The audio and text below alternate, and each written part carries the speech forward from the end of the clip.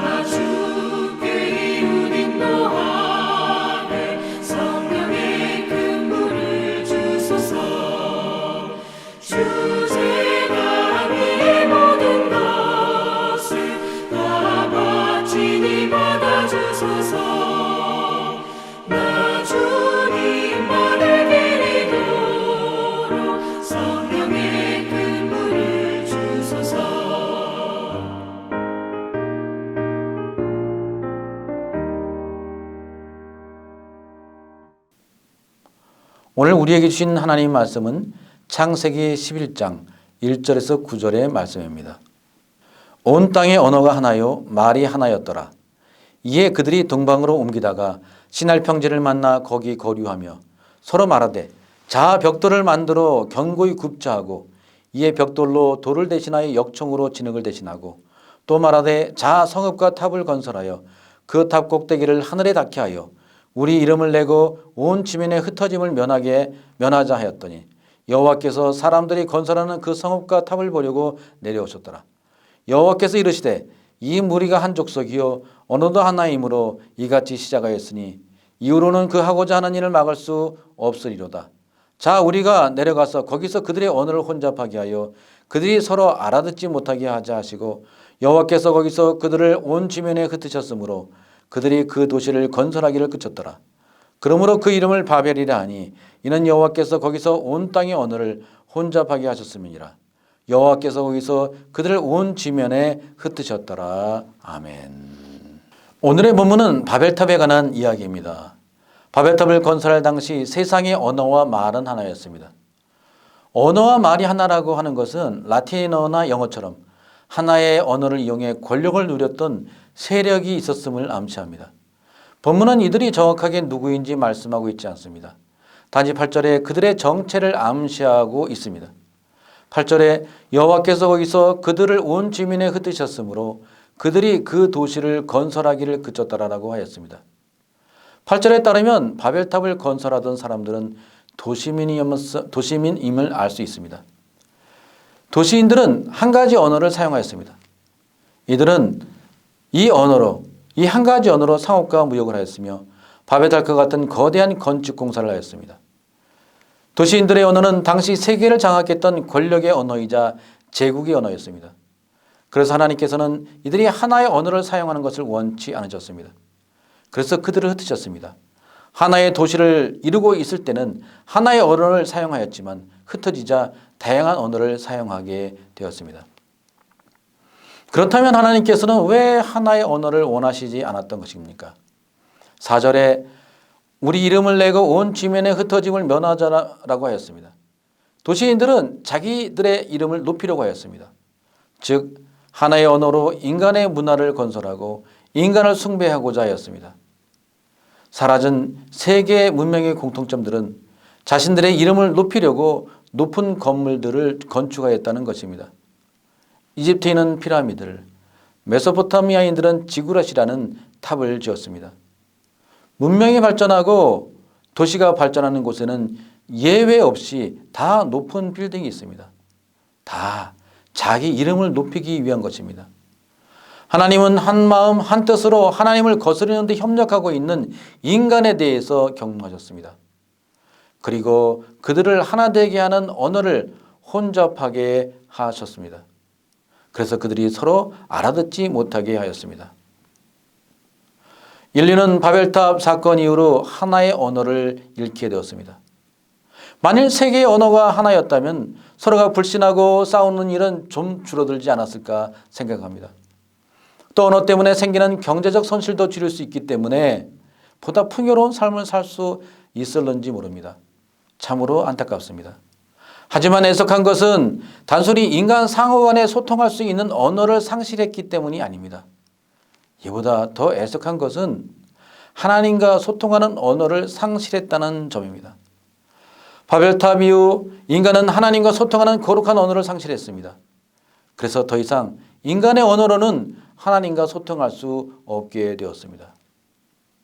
우리는 잃어버린 언어를 회복해야 합니다. 거룩한 언어를 회복해야 합니다. 그래서 하나님과 단절된 대화를 재개해야 됩니다. 그렇다면 어떻게 그 언어를 회복해야 합니까? 그 방법 중 하나는 성령의 은사입니다. 사도행전 2장 4절에 성령께서 다른 언어들로 말씀하게 하셨다라고 말씀하고 있습니다. 하지만 은사는 선물입니다. 아직 선물을 받지 못하신 분은 실망하실 필요가 없습니다. 기도를 통해서도 하나님과 소통할 수 있기 때문입니다. 하나님은 기도를 통해 우리와 대화하시기를 원합니다. 시편 5편 1절에 여호와여 나의 말에 귀를 기울이사 나의 심정을 헤아려 주소서라고 말씀하였습니다. 기도는 하나님과 통하는 언어입니다. 내가 기도할 때 하나님과 대화할 수 있습니다. 여러분 가운데 하나님과 소통하는 언어를 잃어버리신 분이 있습니까? 그렇다면 기도를 통해 언어를 회복하십시오. 그래서 하나님과 늘 소통하는 여러분이 되기를 간절히 축원합니다. 아멘. 하나님, 우리가 하나님과 소통하는 법을 잃어버렸습니다. 초대교회 성령의 은사를 받은 사람들은 하나님과 소통하는 방법을 배웠고 오늘의 교회에도 많은 성령의 은사를 받은 사람들이 하나님과 소통하는 방식을 알고 있습니다. 하지만 때로 하나님의 성령의 은사를 받지 못한 우리 가운데 기도로서 하나님과 소통할 수 있는 은혜를 베풀어 주시옵소서. 그동안 기도의 문이 닫혀서 하나님과 소통하지 않았다면 이 방학 기간에 하나님과 열심히 기도하여서 하나님과 소통하여 하나님의 말씀을 듣는 우리 모두가 되게 하여 주시옵소서. 이 모든 말씀 우리 주 예수님 이름으로 기도드리옵나이다. 아멘.